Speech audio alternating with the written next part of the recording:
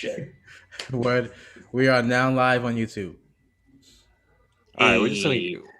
Hey. Oh, yes, he came through with the Millie Rock. I didn't know he was Hey. capable of that. I wanted know. to do the Black Beast, but like I don't think I could do it on camera, you know? I had no idea you were capable of that. Like that was a surprise. You trying to play me, man? I'm from the hood. Don't play with me, boy. That's true. All right, so we're just gonna get right into it. I'm gonna say something very controversial. Excited. I think it's possible that Derrick Lewis is a GOAT. Now let me finish. Exactly. Okay, so let's look over his career, right? So he has the most knockouts in heavyweight history. He's tied for the most knockouts in UFC history. Mm-hmm. Right? He knocked out possibly the best kickboxers in that division's history. Right? Like definitely the best kickboxer right now in the heavyweight division. He knocked out Volkov. He knocked out Curtis Blades, probably the best wrestler in the division. Like he's definitely the best wrestler in the division. Now that DC is not there anymore. And okay. Yep, no question. Okay. And my man had 5 cheeseburgers before each of those fights. 5 cheeseburgers before each of those, at least. I doubt that's true, but okay. Listen, this dude had I think you capping. This dude had a 16-ounce steak before the Travis Brown fight. Turn the before the Travis Brown fight, he had a whole steak, like a whole 23-ounce steak, whichever one it was, and knocked his block off. So basically what I'm saying is I'm not saying that he has the best like resume of all time, or he has the best accolades, or he's the best in terms of like accomplishments. What I'm saying is like his natural instinct to fight. This dude is not he's not world class in any discipline. He just has that one punch knockout power, and he's using that. Like for him to only have that and be able to do what he's done, I feel like now you have to consider him in any fight that he's in. Like even if he's fighting against like John Jones, like he has a chance, because the thing is he knocked out what's his name, Volkov, and he knocked out this guy Curtis Blades. So I'm saying you really can't count him out at all anymore. So I don't know what you guys got to say. Oh yeah, and then also the biggest winner last night has to be Dana White, because Dana White did not look like he ever wanted to give Curtis Blades a title shot, and Derrick Lewis doesn't really care about getting a title shot. So that problem just solved itself, and that's all I got to say about that. All right. One, I did say it from the start when you were on the Blades fucking train. I told you he was going to be the Bellator heavyweight champion, and I still believe that. You were absolutely right. Because that's the only heavyweight champion he going to be. Calling Derrick Lewis the GOAT is not controversy. I would call it comedy. I love Derrick Lewis. He has a fantastic resume, as we're all aware of, obviously, because it's fabulous, his resume. It really is. But me personally, I don't know if you can be considered the GOAT if you've never held a title. That's one. I don't know if he's gonna. I did clear it up. I mean, in terms of like natural fighting instincts, not like the greatest fighter of all time. No, like I know what you're saying. Like accomplishments. You know what I'm saying? I still disagree with you wholeheartedly. But natural fighters' instincts, I think there's way more people that have way better instincts than him. I think he to me, he's the Deontay Wilder of MMA. He's dominant because of that and nothing else. He will get outshined everywhere else throughout a fight. He just needs to hit you that one time. And that's what Deontay Wilder specifically showed that against Tyson Fury.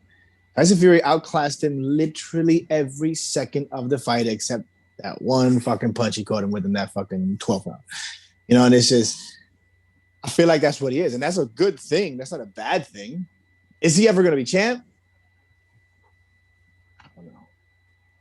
I don't see him. I honestly don't ever see him beating Ngannou. I don't.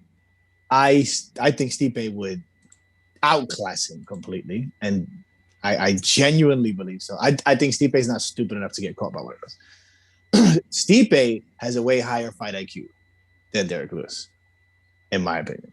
Though Derrick Lewis kind of has a lot more experience than him. So, I mean, just the fight last night. I mean, we looking at Blades. When you said, I think you said in the chat last night that you were saying that Blades looked phenomenal, or somebody said that, and I was like, no, I think it's just Derrick Lewis looked terrible. Like Derrick Lewis, the only thing he did was fucking. That's all he did the whole fight. Even no matter if he knew he was gonna miss it, he was doing it. And Blades was kind of like just dancing. He wasn't really like doing anything, you know. I don't know. I think Derrick Lewis, I think that was the plan the whole time, just to be there and just swing. You're gonna get him eventually. It don't matter. And his takedown defense is better. I'll give him that. Yep. Way better. Way better. If Blades couldn't take you down, that's an accolade in of itself. He should get a trophy just for that. He should get a belt for that. But I mean, the GOAT conversation is comedy. But Derrick Lewis, I mean, awesome fucking knockout. I was scared. Yeah. Blades took a long time to get up. I was really, really nervous. And then I think those 2 extra shots, I agree with Derrick Lewis, what he said. I completely agree with him. But I also think it was unnecessary. He could have jumped on top and just been like, Herb! You know, like, and that's it. Yeah. You saw him. That dude was in hypersleep, bro. Like, there was no reason for it. He in the post-fight interview, he was like, you never know, the dude could just raise up like Undertaker. So yeah, I gotta do my job. That's a fact. That's a fact. That's the first thing he said in the fight. They were like, Ray Blade's corner was talking shit. He was like, that's Herb Dean's fault. That was great when he screamed that shit. Go ahead, Jim. Go ahead. So I think that we aren't giving Curtis Blades enough credit here for what he's accomplished and how skilled he is in that division. I said he's gonna be the Bellator heavyweight champion. Yeah. so the only reason why I don't see him being champion in the UFC, probably you guys would agree too, is because of Francis being there, and also Stipe being there, and possibly even Rosenstrike and Sorogan as well. So that's the only reasons why, because they're in the way. but Derrick Lewis. So when you say controversial, I was thinking that you were going to say Derrick Lewis could be champion, and I was going to say I agree. I'm not saying he's going to be champion, but I think that when you have that fast speed and the power, even if Stipe's IQ is better, which I do agree it is, it only takes one mistake. It takes a split-second mistake. You know, you go high, go low, whatever, and he times it perfectly, clocks you. You know, that's it. so it's true. It's true. So it's possible, but man, Lewis has to be probably one of the people's like my favorite fighters now. Like, ever. like you can't. This dude is not the best kickboxer, like you said, the best wrestler, jiu-jitsu, none of that. He's a pure Texas big dude who got speed and power. That's it. You know what I mean? And a comedian. Legit. You heard what he said about Houston having a snowstorm? Did you hear? Because my hot balls weren't over there. Man, he's savage. Yeah, man. So yeah. Man. So like in order to achieve that's impressive as hell to do that in the UFC to the competitors he's doing it against. You know what I mean? So yeah, that's all I gotta say.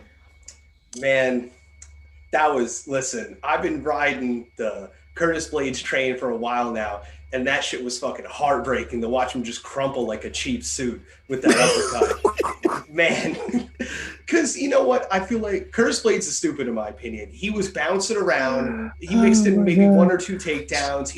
It looked like he was actually hitting him from the outside, and then this guy just fucking gets uppercutted into the shadow realm. So I felt like if he didn't kind of rush in like that, he might have got the win. But man, that Curtis Blades, I still think he's going to have a run at the title before Bellator comes calling. But You know, him and Derrick Lewis, they kind of have the same problem, even though Derrick Lewis won. You know, you got John Jones coming in, you got Francis Ngannou and Stipe fighting. If Izzy wins, who knows? Maybe he jumps up to heavyweight. So, you know, even for Derrick Lewis, man, you know, he's got to clap them Overeem cheeks before he gets a shot at the title. That was epic, bro. And he keeps saying it too. It's almost getting weird. It's hilarious. He keeps saying it, but man, when he fucking when he had those follow-up shots on Curtis on the ground, and he goes, "Yo, that's Herb's job." Like, I was fucking cracking up. But yeah, man, fucking Curtis Blades, man, fucking, I don't know what he's gonna do. He's gonna have to fight like, I don't know, some bums from the undercard or something before he gets back in there. Here's the thing, right? You guys, I mean, John, you mentioned that Stipe has a higher fight IQ than Derrick Lewis. I feel like most of the fighters, a lot of times, I feel like most of the fighters that Derrick Lewis is fighting have a higher fight IQ than he does. So, but somehow he ends up knocking them out. So it's like I have to ask myself sometimes, like I don't know, do they have more fight IQ or I don't know, like is it possible that he knows something that we don't know, and that's why he keeps knocking people out in the like in these random moments like this? That's what I'm saying. Saying they have a higher fight IQ we're not saying he doesn't have a high fight IQ, because he does. He knows how to open up those shots, because you can have the hand all day, but if you don't know how to open up for it, then it's a wrap. You could, on the come up, you don't need any talent. You could just knock niggas out left and right. But when you get to that top 10, they all know how to avoid that shot. So you got to know how to open it up. That's why I call him the Deontay Wilder of the division. Because like what Jim said earlier, when he said he could be champion, I completely agree, only because of that. If anybody who has that fucking superpower can do anything. It's just a matter of, can he get the openings? It is possible. I don't see it happening, especially if Ngannou beats Stipe. Oh my God. That's going to be crazy. But I like how Derrick Lewis is calling out all like Overeem and stuff like that, because I think Derrick Lewis knows he's about to get the knockout record, and I think he just wants it. He knows. I'll give Overeem 20 seconds with this cat, and it's over. I don't even think Overeem knows his name right now. See, I think it's bad if Francis wins for Derrick Lewis, because I'm sure you guys remember they fought before, and that was probably the worst fight in history. The least amount of punches in history. Yeah, like that's bad for Derrick Lewis, because if Stipe wins, I feel like John Jones is getting the shot. If Francis wins, John Jones probably still gets the shot, but John Jones getting no matter what. Yeah, I mean, but then if, let's just say, Francis wins against John Jones, I don't see Derrick Lewis getting a title shot. I don't see him getting a title shot any time soon in any scenario, to be honest. I think he's definitely like going to be up for a title shot soon, because he has that popularity. He has enough name power by this point to be able to have an interesting, fight with one of these people. And also because he's calling Overeem out, especially if Overeem's crazy ass wants to take it, that means that he's stretching out his time so he don't have to wait for a shot. He can have that Overeem fight down the line, so these two could fight. John Jones is going to get the winner, assuming John Jones still wants to fight in the UFC, because he's been acting really weird about it. Because John Jones is in the point where you read his tweets, and he sounds like a man who doesn't care where he fights. He knows his value, and he knows he can work the market. And I think having actual sponsors is really starting to intrigue him, because this whole Reebok nonsense is just, taking money out of people's pockets. But I don't know. But I think the Overeem call out was genius on Derrick Lewis's part, because if he takes it, he's guaranteed going to break the knockout record, and it gives him that stretch of time. What if he loses to Overeem, though? Then that's it. No title shot. He's 36. He'll never get a title shot again. Listen, Overeem's a crafty veteran, man. If he stays away from those power punches, he could win. Next subject. To be honest, I think that Overeem last fight took the last bit of fight and brain cells, remaining from him. So I don't see him making a comeback. I don't see him coming back at all. Yeah, he might even retire, actually. But yeah, that was bad. That's really bad. All right, so are we gonna skip the co-main event, or are we gonna discuss that too? It's something actually I wanted to discuss about it. Not so much the fight itself because it's not entertaining, but and I give Caitlin Vera props. She knows how to work her skill set. That's why she has such a great record. So she understands how to get wins, kind of like Curtis Blaze does. So they know they're not entertaining, but they get their wins. Props to her for that. No, the respect for that is all there. It's just supremely boring to watch her fight. And I was surprised because remember when in chat I told you I had Vieira winning that fight. Me too. Because I'm so not that I wanted her to win, because I'm so used to the ancient rules, the standard of rules that they have, where they say top control is like more points than anything in the world, which is the dumbest thing ever. And I always go back to that Gegard Mousasi fight. I think it was King Mo, right? I think it was King Mo. He was on his back the whole fight with King Mo on top, and King Mo did nothing to him. And Gegard beat the living shit out of him off his back. And he lost that fight just because King Mo had top control. And I think that's just stupid. It's very stupid. But Michael Bisping brought it up last night where he said, with the new updated standards of rules, top control isn't going to win you the fight anymore. I wasn't aware of that. I'm still not aware of that. I haven't read anything about that. But with that said, if that's the case and they're finally evolving the rules as the sport evolves, then 100% Kunitskaya earned that victory. And that was a good fight for her. Yeah, to be honest, I fell asleep after the first few minutes of the first round. This is Jim. And, but I woke up to Vera being elbowed to oblivion. And, saw that shit, man. That surprised me. Yo, that was me. That was like the last 15 seconds. Literally. Like, that was like the last 15 seconds, and she's elbowing viciously. So honestly, that surprised me because like Yuna Kunitskaya, when she first came to the UFC, I actually thought that she would, make some waves, but then I've been disappointed every time from her. So to see her even have that vicious ground and pound, like I'm like, whoa, where did that come from? So like maybe dating Santos is giving her, maybe he's like, training her somewhere. Who knows? Yeah, he's training her all right. Yeah, I think we're all thinking the same thing. But so to be honest, oh my god, maybe she's better. Maybe she's making those improvements. Maybe she's making those improvements to be a contender in the future. Who knows? Because that was vicious. I agree. I remember after that flurry, I literally said, I think she won, but I know she's not going to because again, I wasn't aware of this new rules set, which I got to look it up. But I'm happy. I'm happy that they're doing it. I'm happy she got that victory. I don't think Vieira won that fight, and I'm glad. And I'm super glad. I thought it was good. I was worried it was going to be too little, too late because fuck, she looked amazing doing that. And the fact that how tired she was when she did that is even more impressive. She was tired. She just went off like Vieira stole something from her. It was crazy. Yeah. Crazy. I think her first fight in the UFC, didn't she get murked by Cyborg? Yeah. I mean, that was trial by fire. I mean, if she could survive rude. That was beating by Cyborg, I think she can do anything. She might be the champ one day. How you can't feed a guppy to a shark, man. You don't do that.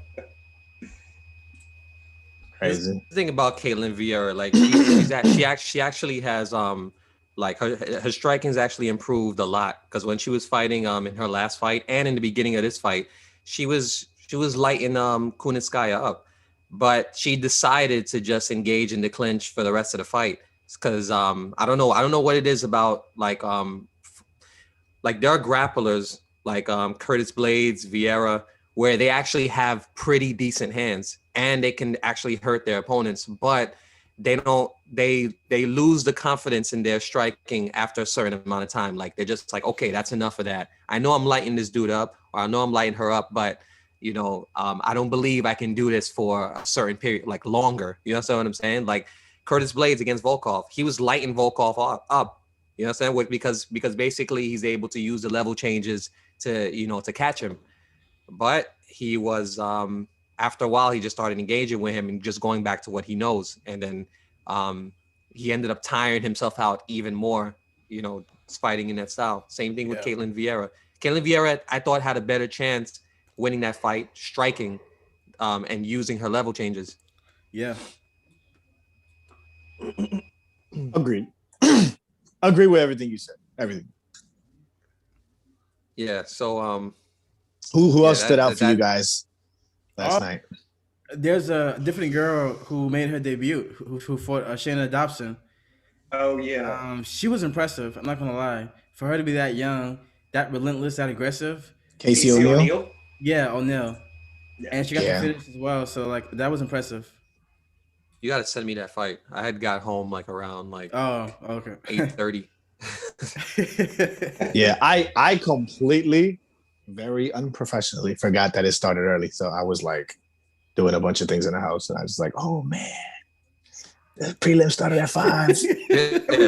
There was a decent fight with Casey O'Neill. I mean, the girl she was fighting, she was 4-4 at the time. I wouldn't say world champion caliber, but Casey O'Neill, she's undefeated. It was her UFC debut. She's a good striking, good ground game. I mean, we'll see what happens. I mean, hopefully the UFC doesn't, just feed her to the sharks right away. Her, yeah. Yeah. The prelim main event was good. Jared Gordon and Chavez. That was a good fight, man. Those dudes were banging. Yeah. Those dudes those dudes brung it. That was crazy. Yeah. Wait. So the Jakar Close fight got Jakar Close and Violent Bob Ross, that was canceled, right? Yeah. Yeah. Somebody on closest team had COVID. That was the only other fight that I was looking forward to. Like, because it was, I knew those two, especially Jakar Close. Like, Jakar Close is, he definitely comes to fight every time. So, but and Violent Bob. Yeah, Bob's him too. Yeah, but you don't get a name like Violent Bob without coming to fight. Yeah, to be honest, every fight in the prelims ended with a finish, except for the featured prelims. That's why when Lewis and Blaze was about to start, they were like, "How the hell do you give out of the night bonuses tonight?" Because everybody was finishing. It was that's why I was kind of annoyed when that dude said that in the post-fight interview that he should get the bonus. Yeah, same here. That new prospect, like, I'm like, come on, son, you had a good first round, and the rest of it was like, what's that guy's name? What division was that? I think it was a fight before Vieira, if I'm not mistaken. Talking about Derrick Minner? I think it was Derrick. Yeah, I think it was Derrick Minner. With the tattoos? Yeah, Derrick Minner. It was good. It was a good win, but it wasn't like spectacular. Like, get out of here, dude. It was definitely a good win though against Charles Rose. Bonus? No, but no. Yeah. No, not for a bonus. No, I'm saying that. I'm just saying it was an excellent win. Right. Because Charles Rose is no slouch, bro. That's a hard puzzle to solve in there. So he did his thing. That was good. Olenek. What you think he should retire? Yeah, that's it. I think it's a dub. I think he's got to go. I think he's got to go take care of his family while he still can.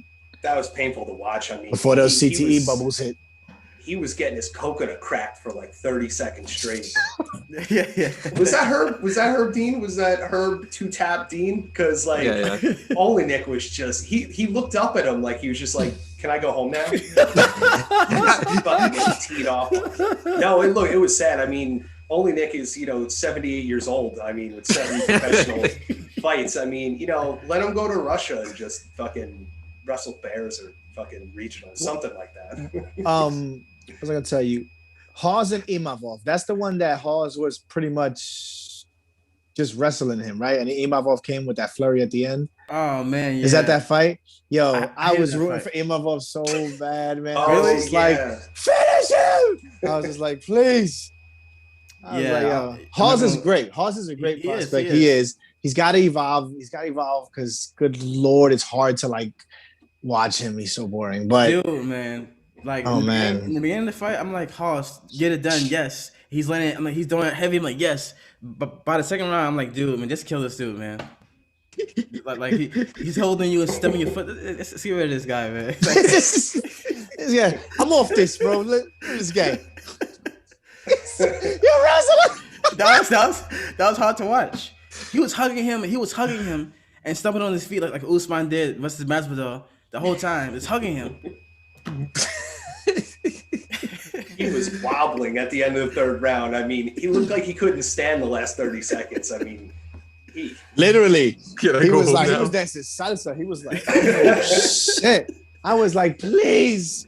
Oh man. But Imavov was so gassed from that fight that it was just everything he had, bro. Everything. Even after when it was done, like he gave him a pound, whatever. He's walking. You see him tip drilling back to his corner, like he was wasted. He was wasted. But good effort. I mean, I'm excited for Imavov. I think he's gonna come back hard. I think he's gonna really. He's gotta bring some Olympic fucking wrestlers into his camp and drill that shit. He needs to do the Ronda Rousey effect and have somebody wake him up with a double leg every day. Yeah, he needs Bo Nichols up in there.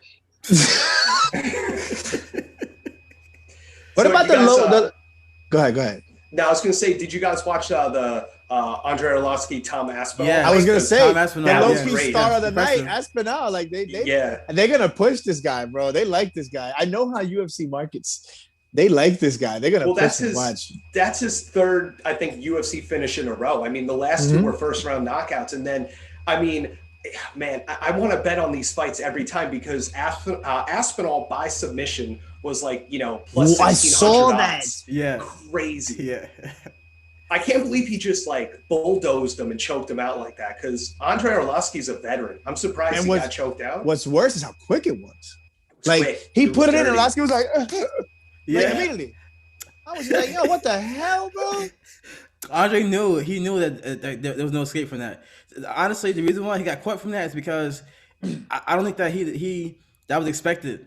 You know what I mean? Like no one knew about his grappling skills. No one knew about it because he was all his hands the first two fights.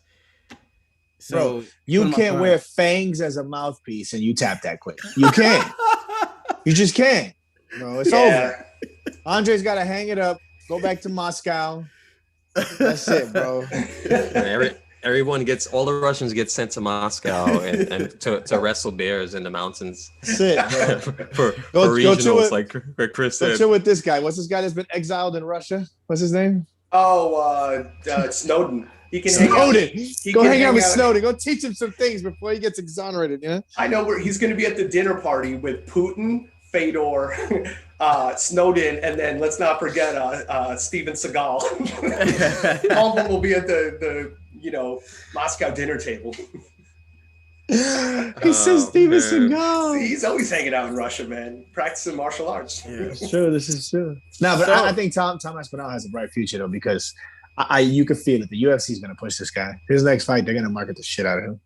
Now, and that accent is funny. But go ahead. Who's next for him?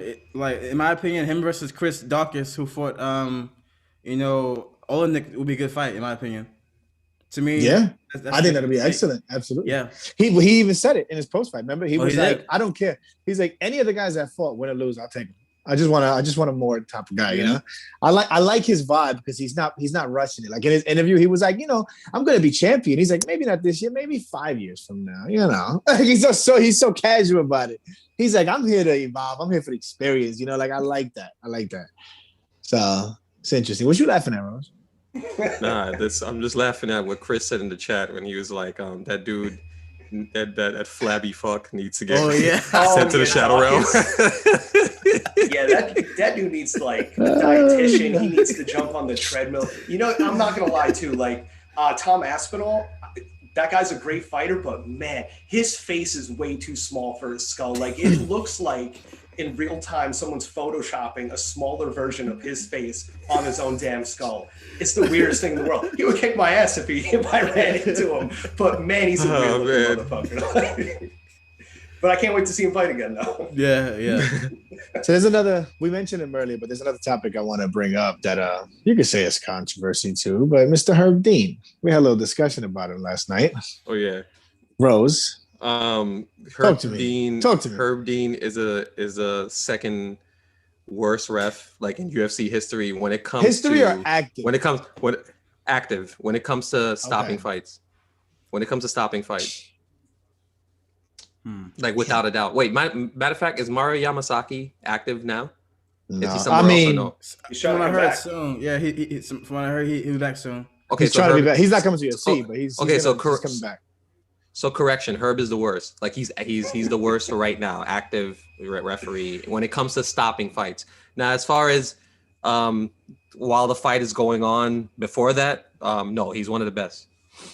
So here's the thing. You keep saying in history, and I think you're a moron for that. Now, if we say and as of recent, I could potentially agree with you. He's had a lot of screw ups lately, odd screw ups that Herb Dean never has.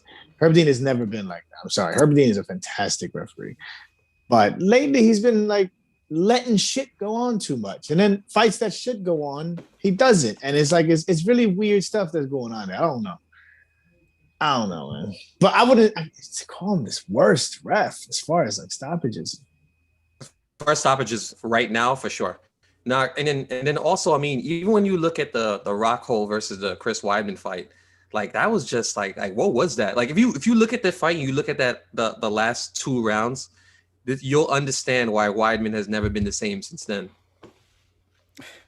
And then he not only has he not been the same since then, he went on to get caught with the Cuban Missile Crisis, a knockout by Jacare, and then like a few other people who I can't even remember right now. Yeah. And you're blaming that on Herb Dean?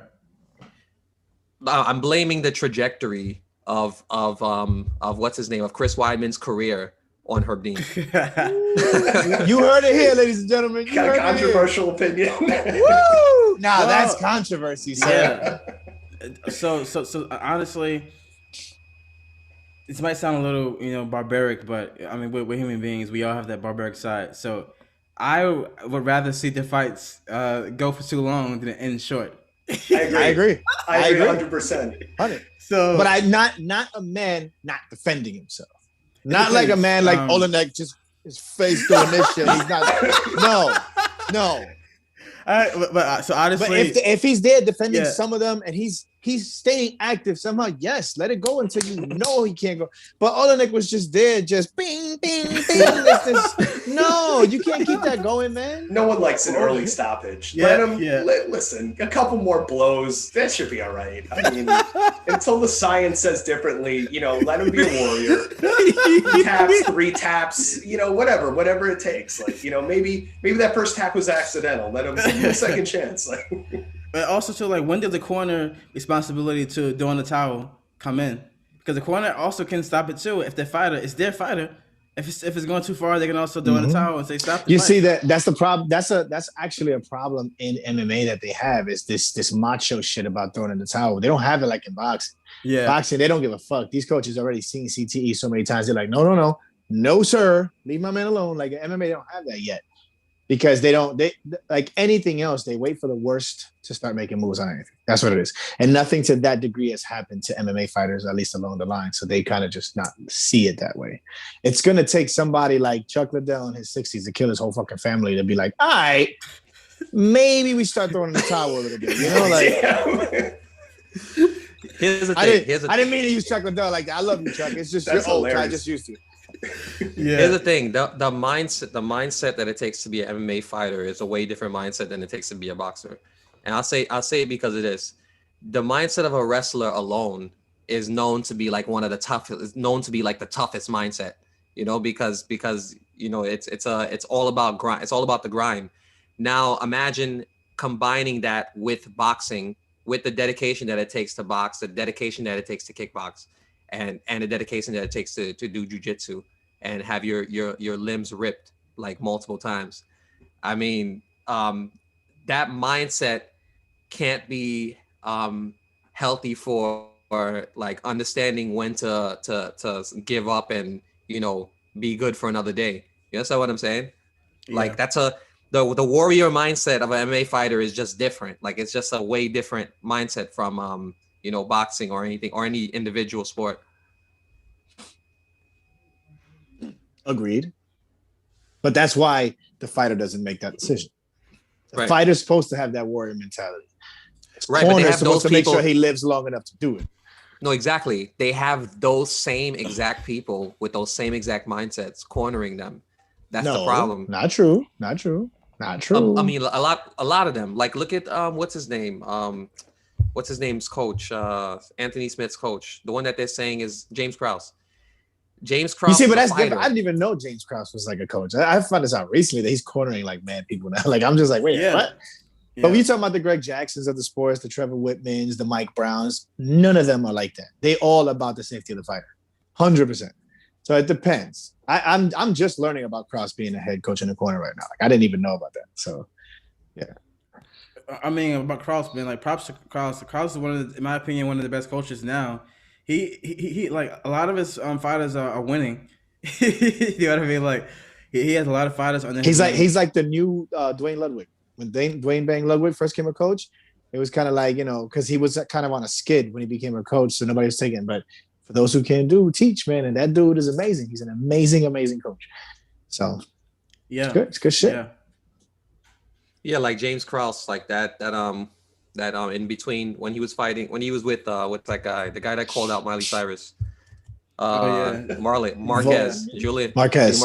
By the way, he fumbled that thing with what you call it, Miley Cyrus, like horribly.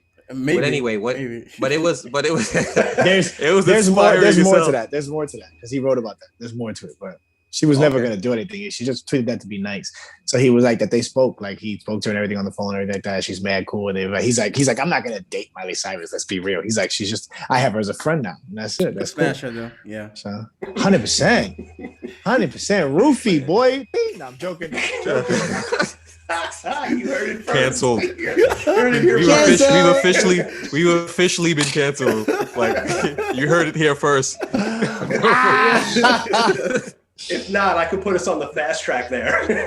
Nah, but it was. You want to get really canceled? Let me know. Put us on the fast track. Oh my god. Yeah, but I was saying that it was inspirational when James Krause was talking to Julian Marquez before, like I think it was the third round, like that was crazy. And then he actually went out and just started just walling, like he came out with spinning elbows. That was cool. Yeah, man, that dude, man, he saved. That was the only parlay that I bet on that he almost lost my whole parlay. I'm like, man, is he gonna lose? He pulled it off. Man, I appreciate the cash, man. Thank you. And I like that. I like the evolution of coaching in a sense, because my biggest issue always with cornering, and I think Mike Perry attested to this, and that's why he started bringing his wifey in there, because the coaches are just screaming in your face between rounds. It's just like, nah, you got to. There's so much information, where it's just like, bro, you know he's in a fight there. Whole point is calm your breathing, this and that, and then just say regular what you need. Like Greg Jackson was always great at that. Telling his fighters to breathe, getting them back on point, getting them centered, telling them what to do, not screaming at them, giving them very clear, seeing what the problem was, and just telling them how to fix it. Simple. You know, you can't give them too much in a fight because you're going to give them too much to think about. You don't want to think that much in a fight. You want it to be natural. You want it to come out natural. Yeah. So if you start making your fighter overthink, they're going to start thinking, oh my God, are my fingers up or this and that? Is he going to throw? I got to constantly move my head back because coach told me he's going to throw that right. Like, it's just too much of that, you know? And I think they're starting to learn. Like, I love James Krause cornering. I love it so far. It's good. Trevor Whitman has some of the best cornering in the game. I love listening to him tell his fighters what to do. It's amazing. When he told Usman that shit, like he's telling Usman, he was like, listen, your jab is what made you a champion. He's like, first, he had the whole plan. The first 2 rounds, they were supposed to coast. And they were going to turn it up in the third. They just never made it there because it just so happened he turned it up right there. But he's telling you, like, your jab, just throw your jab. Your jab won you the title. It's going to win. It's going to defend it right now. And what happened? That next round is just bing, bing, bing. Just that jab. It's just, and that mindset, that ability to see that and just tell your fighter, not stress him out. You know, just tell him your jab made you a champion. Keep doing your jab. That's all he had to tell him. Because he knows the fighter more or less knows what they got to do. You don't have to give them every piece of information. Just whatever was a problem, just tell them that's what they need to fix, and that's it. Yeah, word, man. Shout out to Usman and Izzy. Both of them have a crazy winning streak right now, and both of them have defended their belt multiple times, and both of them are being considered to be like, you know, goats in their division. Like you got to give them credit. Shout out to Africa, that's insane. Man. Shout out to Africa. If Usman and Adesanya win, that's 4 belts on 3 different fighters they got in Africa. That's dope. I hope. Yeah, I like Stipe, but I'm supremely going for Ngannou. I'm telling you right now. Yeah. Oh, Ngannou's a killer, man. What? Another thing, Firas Zahabi's brother fought. Did he? Is he good? I didn't get to see that fight. Yep. Firas Zahabi's brother? knocked him out. Before. Knocked him out, yeah. Yeah. What's his name? Yeah. Oh, It's- Ayman Zahabi. Oh, the Ayman guy that looks like Zahabi, Yeah. Ariel Hawani. Yeah. Yeah. I didn't know that he was Faraz's brother. That's cool. That's your brother, yeah. That's dope. What's his record? Ayman Zahabi. 82. Damn. That's a great brother to have, right there. Another one of the greatest minds in MMA. Oh, we're also forgetting Eddie Wineland fight was actually really good too. The Eddie Wineland versus John. It was decent. It was decent. Yeah. Quick. Yeah. It was decent. He got knocked the fuck out. Yeah. But Eddie looks pretty sharp. Yeah. Exactly what I thought was going to happen. Same here. No surprises. Yeah. I love Eddie Wineland. I'm not taking nothing Yeah. from him. I just, His time is almost up now, basically. I was going to say something and I forgot what we just witnessed. I was going to say he's just another Clay Guida, but no, Clay Guida's showing us something. I want to see where he's going to take this, man. Yeah. Clay Guida looked better than he's ever looked that last fight. Like, he didn't do anything much different. He just did everything better, because that's Clay Guida's thing. After a 5-round fight, he's just there like this. He don't stop, Yeah. I wonder who they're going to give him next. People like Clay Guida and Derrick Lewis, they don't really do. I feel like they're pretty free when they get into the octagon. Like they just fight, and they're not really thinking too much about anything. They're not really they're not thinking about being champions. They just love fighting. You know what I mean? Like, Yeah. You're saying Clay Guida's not a scholar and like a physicist? Dude looks like a legit Neanderthal. People said they like died off 10,000 years ago. I don't think so. I think they defrosted that motherfucker 40 years ago from an ice block. And they're like, here, you fight now. Oh my god. He looked like a snowboarder. Yeah. I love Clay Guida, man. I would love to meet him. He looks like a fun, cool guy. Now overall, what division do you feel like is getting the most stacked? So what division is like Welterweight. welterweight? yeah, because you got to look at just the bottom of welterweight, like Luque, Jeff. Great way Neal. to put it. Great way to put it. You're saying Jeff Neal, Nico Price, Luque, what do you call it? The Randy, I forgot his name. Randy Brown. Yeah. Randy Brown. There's a bunch of people who I'm not even naming that are in there that I can't remember right now. But like in the bottom, like look at Wonder Boy.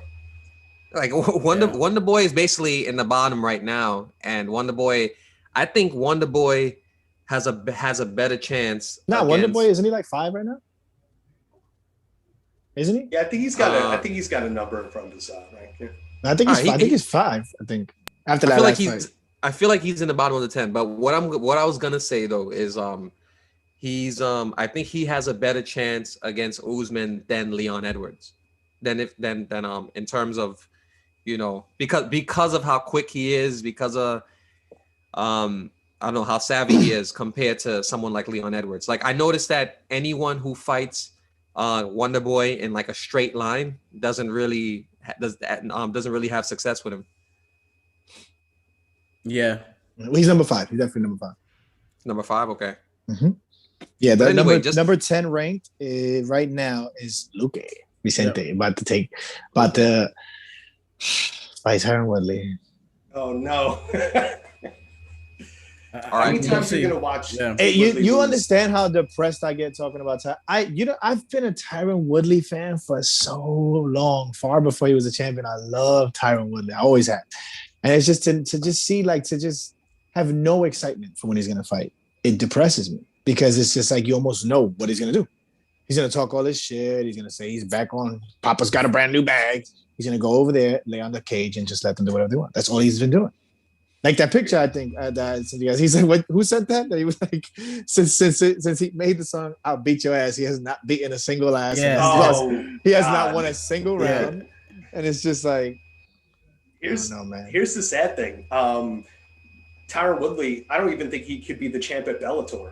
Like, I don't even think he could be the champ at any other promotion. He's literally done nothing since losing the belt. Nothing. And I mean, I don't mean that like he hasn't just won. He just hasn't done anything in the cage. I don't think he's won a round. He's lost every round since he lost the belt. Because he's done nothing. Go back and watch every fight and tell me if has he hit him? Has he done anything? He just stands there, blocks, and he's just waiting, throws a haymaker here and there, misses, and that's it. Like, he's not himself. Like, he doesn't feel comfortable in there. And then he's gonna fight Vicente Luque. Unless something weird going on with that, honestly. I want to take the risk, the gamble, the extreme risk, and I'm going to bet 40 on Woodley for knockout. Oh, I was going to say that. I was just going to bring that up. Bet on Woodley because he's going to be a crazy underdog. Crazy. Vicente Luque is going to be like a plus fucking 500 on that dude. But yeah. Minus 500. That's what I'm saying.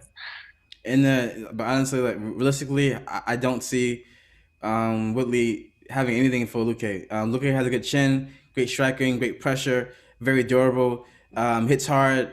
Yeah. Let's be clear, post-Usman Woodley. Post-Usman. Pre-Usman Woodley has something for everyone.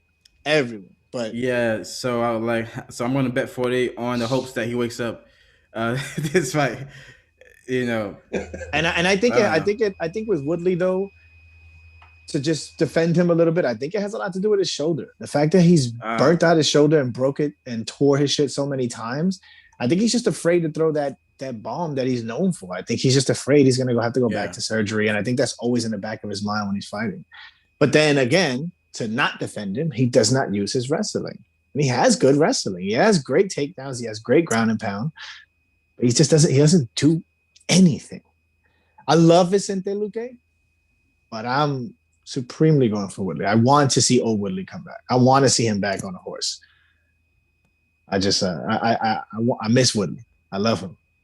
He's not getting younger, so I wouldn't hold your breath. I know. Yeah. He might even need to move up to 185. That weight cut is hard. Woodley is. I think he's 38 now. I think he's 38. Yeah. Damn, is he? Yeah. But I feel like with the first thing to go usually is the explosiveness, right? Yeah. The first thing to go is the explosiveness, and he's fighting against killers. So if the one thing that's your biggest asset goes away, and you're coming up again, and the sport is evolving, and you're in the Shark Tank division, I don't know. It's not a recipe for anything good. Yeah. And then you guys are talking about, Woodley's gonna get pressed up against a cage. Luque is just gonna tee you off on him. He's not gonna put him against the cage. I didn't say he's going to. I didn't say he's going to. I say he literally does that.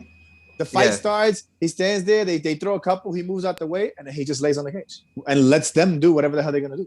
That's what I mean. That's just weird. Granted, his last 3 fights were to like literally the best fighters in the division right now. Usman, Burns, Covington. Jesus Christ. Yeah. I mean, but that's another thing we can't take away. He's always fighting top tier competition in a company that the boss hates you and never gives you opportunity. Like he had a hard come up. He had an Usman kind of come up where Usman just wasn't hated, but he was just forgotten about. He had like the Leon Edwards effect for a little while. Nobody gave a shit about him, especially after the 30% thing. Like he really pissed off Dana after that. But I'm a problem. I'm a problem, boy. Yeah, I want to learn what Izzy said after he beat I don't know if it was Romero or no, I think it was Costa.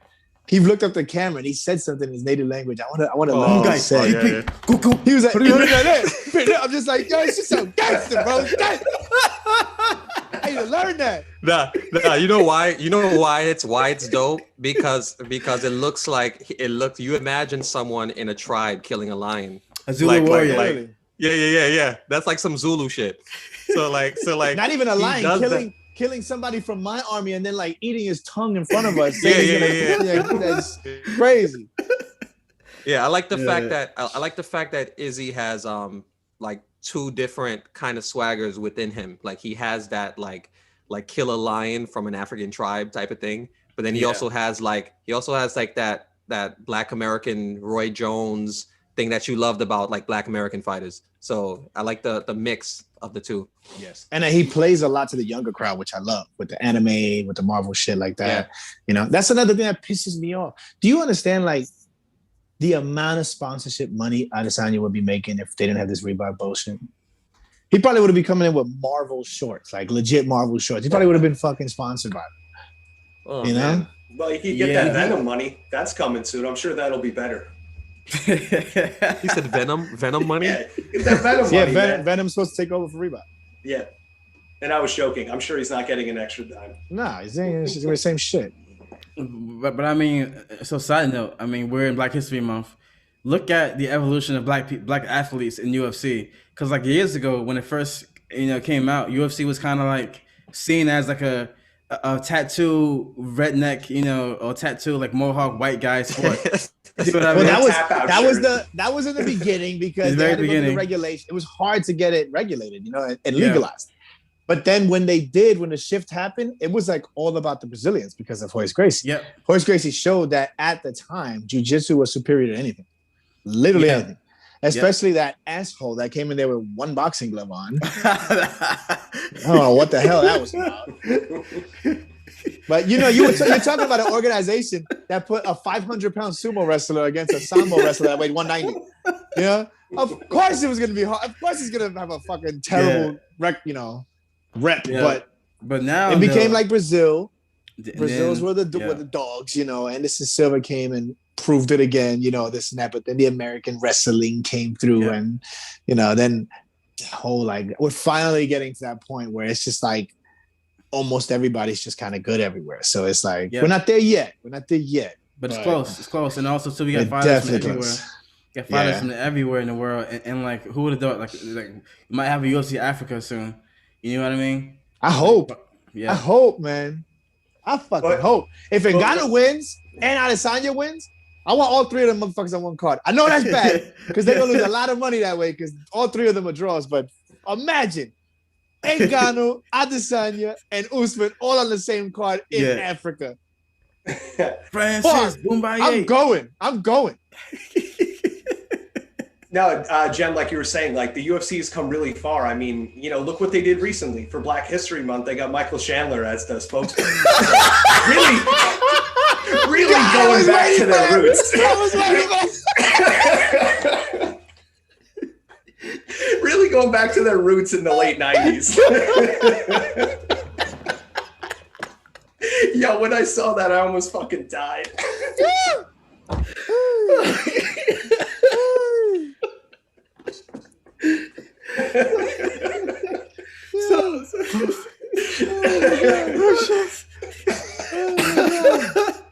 I knew that he had a black son. I knew that. I had no idea. Yeah, that caught me off guard. I learned it in the embedded when he fought. What did he fight? Dan Hooker. Yeah, I learned it in the embedded. Yeah. But that was weird to have him speaking about because he got a black son. I thought they just threw him a child. I didn't even know he had a black son. I thought the cowards were all there like, yo, here, catch.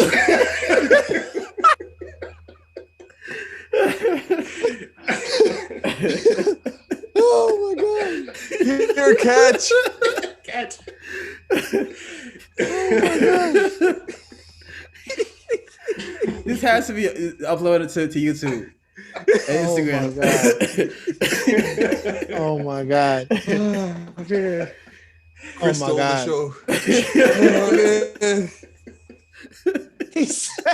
so proud of the UFC. Oh man, yeah. Oh god.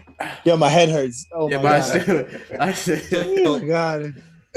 So now, staying on this, who are you guys most impressed by, as far as black fighters besides Ngannou, Izzy, and Kamaru right now? Like, who are like minus the other those two? three? Minus those three, who are like the two standouts for you guys outside of those three? Man, I got two people in mind, but you guys might have two other people. I mean, Kevin Holland has to be. That's Kevin one of Holland mine. has to be on all of our lists, 100%. 100%. That's one of mine. That's the man right now, buddy. And him versus Brunson is a good one. That is a good one. Yeah, him versus that's a really Brunson, good one. I'm excited for that one, man. My other guy is Cyril Gane. Oh yeah, he's really good too. That would be the Yeah, he's black enough. He's French. Or he's French black.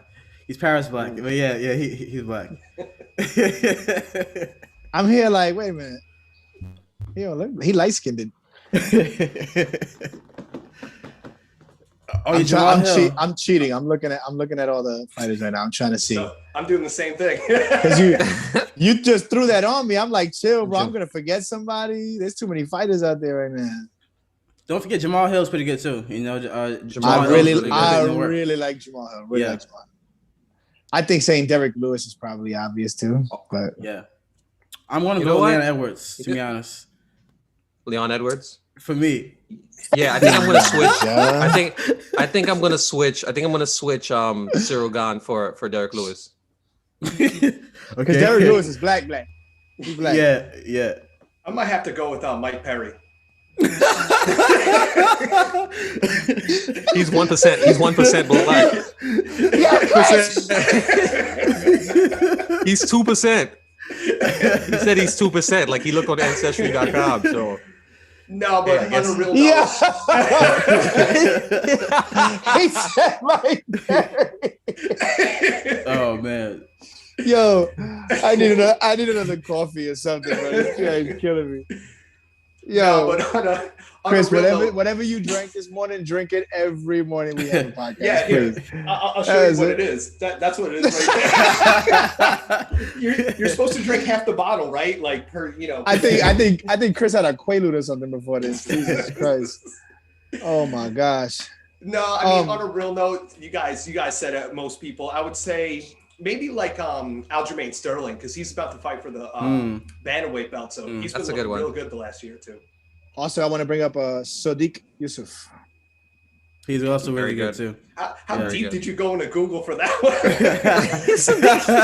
Nah, he's number 10. He's number 10. Yeah. Page 10? Page 10 of Google. No, he's page 10. Number 10, sir. Put some respect on his name, bro. He's good. Yeah, he's good. What did you do? You Google just black fighters? Come back. How do you know? Can you see my monitor? Yeah, I mean, Chris is gonna share his monitor, and it's gonna say black fighters. Yeah, and then Mike Perry, the first one. Oh man, Mike Perry's gonna come up. There's a lot of, there's a bunch of them. Like I said, me personally, I'm picking Leon because I think that he's overlooked, and I think that he's gonna prove to people that he's actually that he's legit.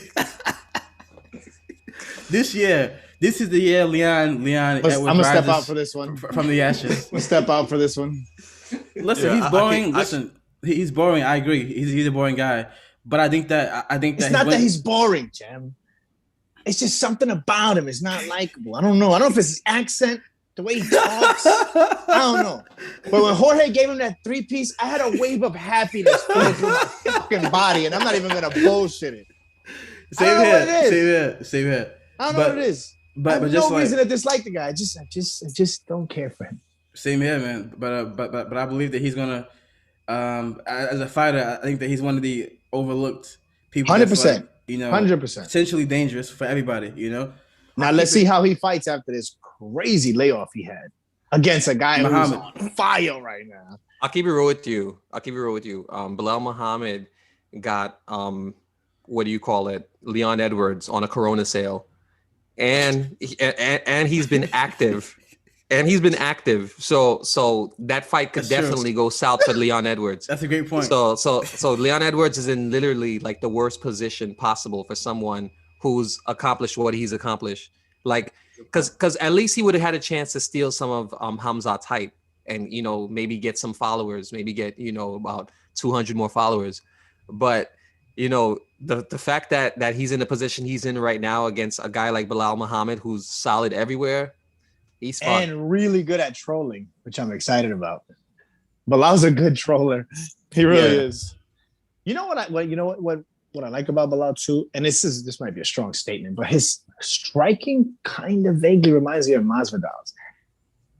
Like that, just that like quick little close little pow, pow, and they all hurt. Like everything hurts that he throws type shit. I don't know. I got like a Masvidal feel the way he throws. Like Bilal, scary dude, man.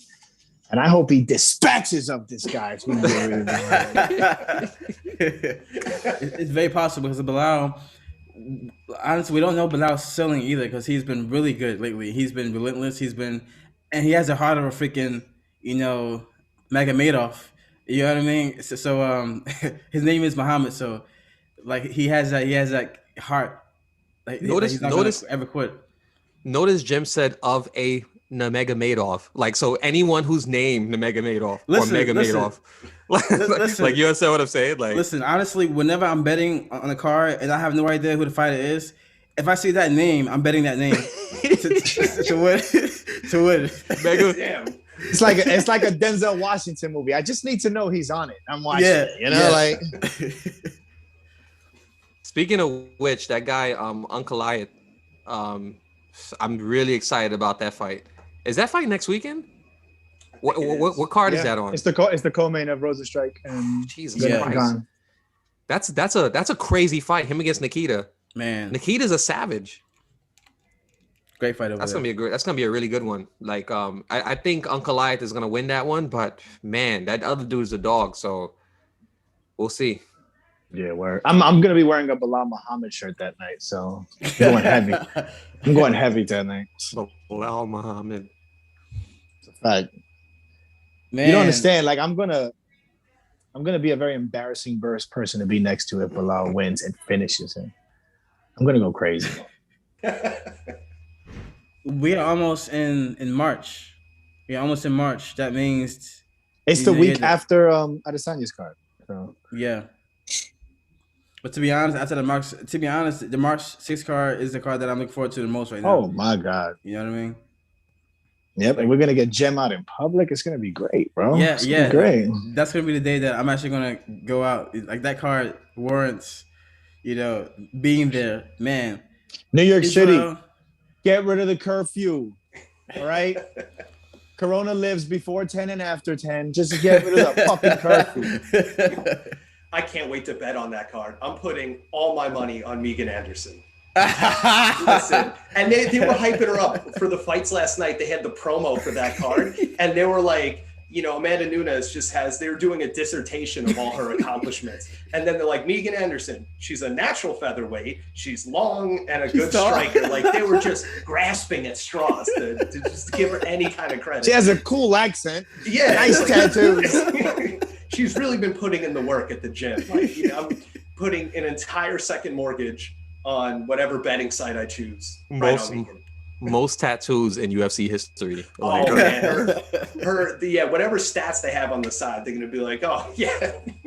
They're gonna make something. Here's a fun off the dome question, just off the dome. If you could meet and have lunch with one UFC fighter right now, who would it be, and why? Start with you, Rose. Valerie Lareda. And you know why. Why you had to steal my pick for, man? So I was hoping you were. I think everyone stole your pick, low key.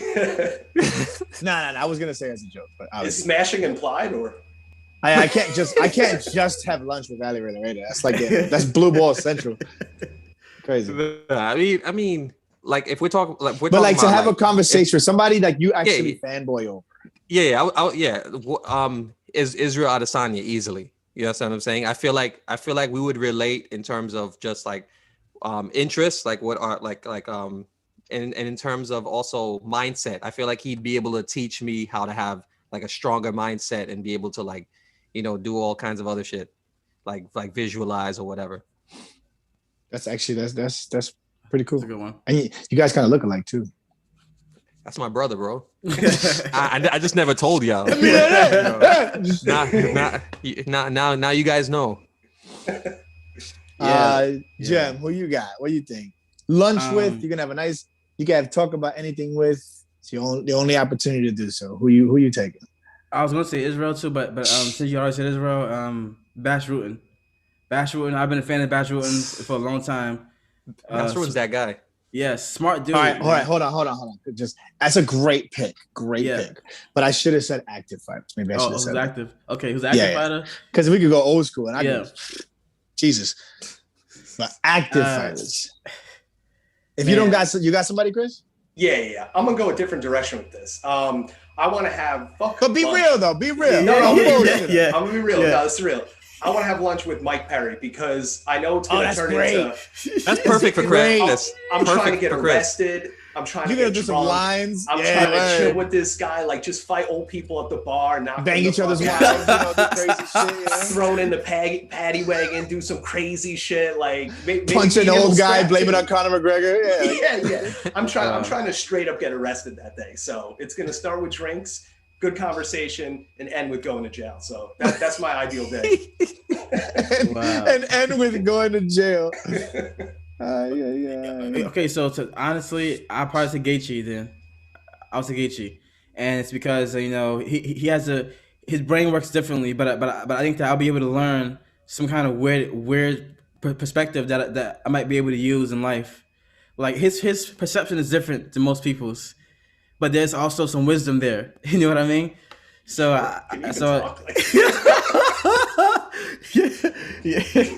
yeah, like he has a very orthodox, the way he thinks about death and competition and being strong and being a warrior. I think there's a lot of gems hidden in there if you listen carefully to what he says. Okay. I'm torn between two. Of course. I'm torn.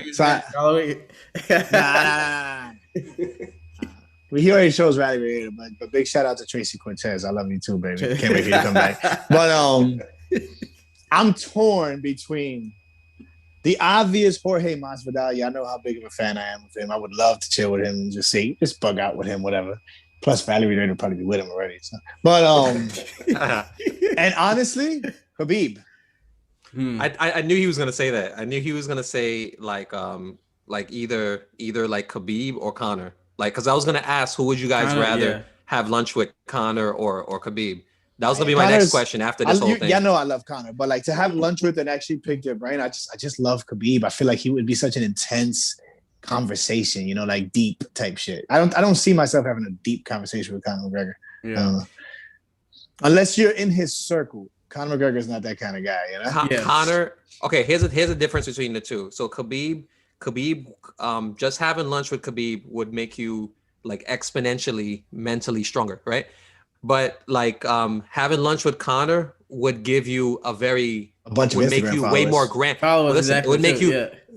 It would having lunch with Conor would make you a lot more like grand. Like you'd have a way grander perspective on life, like how to make things bigger, how to make things like amplified. You know what I'm saying? No one has amplified himself more than Conor ever in the history of the UFC. Agreed. So it's two different appeals with that, with having lunch with either one of those. That's what I'm saying. So like Conor McGregor, obviously, when it comes to things like motivation, everybody takes motivation different ways. Some people are like right there, they hear something and bing, and it's off the rail. Other people kind of just, like my motivation, I guess, comes from intense, like deep learning about you more as opposed to you telling me about me. That's where I get motivated for some reason. And I feel like just learning about Khabib and hearing everything, his life from his perspective and him talking to me about things, learning about me and him asking me questions about Puerto Rican lifestyle and stuff like that. Like, I feel like that'll be amazing. Like, I don't know.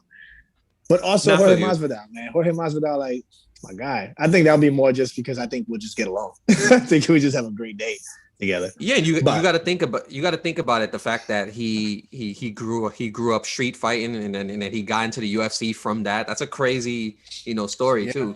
Yeah. So but I think Khabib would be my choice though. Khabib. Honestly, yeah, that'd be a fun day. Khabib, Mike Perry, Adesanya, and then who you said, Jim? Gaethje. Yeah. Justin CTE Gaethje. Yeah, and the reason why I picked Izzy also is because Izzy kind of has a bit of Conor and he has a bit of Khabib.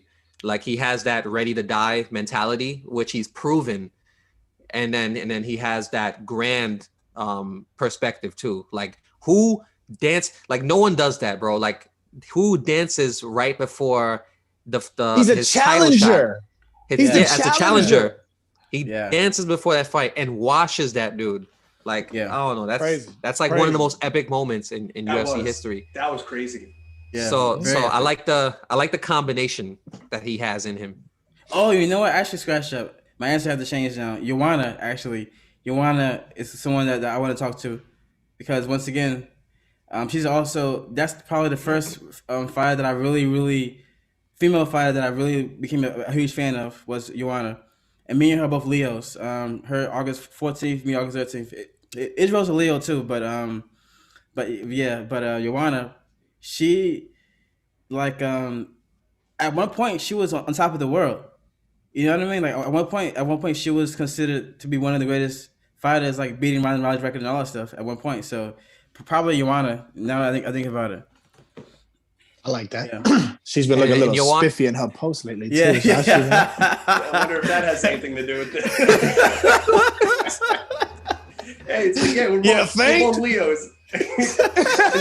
As he's ordering a bottle of Merlot, it's like, we're more Leos. Bro said, We're both Leos. yeah. Oh my god. Man. So, That was good. Yeah. That was good. That was good. All right, yeah, so I mean, I think, let's Rosenstrike Gagne. Let's give that a All quick right, few minutes. So we'll wrap it up with that, right? So Cyril Gane versus Rosenstrike. It's a tough I think one. Rosenstrike should win that only because Ngannou's knockout of Rosenstrike has most likely taken years off of his career. So I don't know if he can handle, another like big strike from someone like Cyril Gane. And Cyril Gane has the footwork to kind of neutralize Rosenstrike.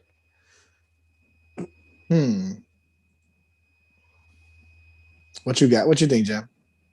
That's a freaking tough one, man. Like that's one fight that I may not even bet on because I really can't tell how it's gonna go. I kind of see it as Cyril Gane can win a boring decision, not like really boring, but like just a safe decision, fighting on the outside, and or Rosenstrike just knocking him the hell out in the first or second round. So I really can't. If I have to pick one, then I would say Rosenstrike wins by knockout.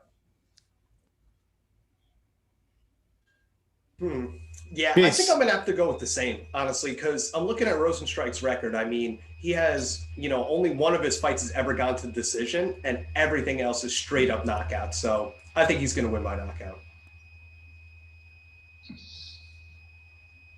I don't know. I don't even know if I can pick, only because I feel like even though Rosenstrike only has a few more fights than Gane, I feel like I don't know much about Gane yet. Yeah. I feel like he's still a mystery to me in a sense, and we just don't know what he's capable of in a sense, And like on paper, minus the record, Gane has everything he needs to be like the fucking Anthony Joshua right now, fucking MMA. It's just like he's got the body built by Greek gods, his reach is insane. Damn, I don't know. That's tough. I want to go for Gane. I don't know why. I like the mystery of him. I just like the mystery. You got to pick one. You got to decide, man. We all picked. who wins this fight as of right now? Remember, it changes during the day before because I got to see where the mindsets and the body language is. But right now, I would say Gane. I would say Gane maybe by submission. Gane has some good submissions. Gane actually, I think he's pulled out a heel hook in one of his first fights in the UFC. Mm-hmm. For heavyweight, I think he only has one knockout or TKO. Right? It was Dos Santos. Oh, yeah, actually, hold on. No, I think he's got more than that. Yeah, both their last fights were Dos Santos, both of them, and they both TKO'd him. Poor Dos Santos. Oh god, a few months apart too. It's crazy. Damn, Junior. He's just eating CTE for breakfast. Jesus Christ, bro. Yep. So that wraps up this week's episode. Stay tuned. Next week is going to be super exciting. We got Uncle Goliath going on. We got this other who's the main event again? Cyril Gahn. Gahn and Rosenstrike, the people we just talking Cyril about. Gahn and Rosenstrike. So stay tuned. He's still thinking about Valerie Laredo. That's Remember, the blood is not going in my brain. You know what I'm saying? it is. It's not that one. All right. All right. Peace.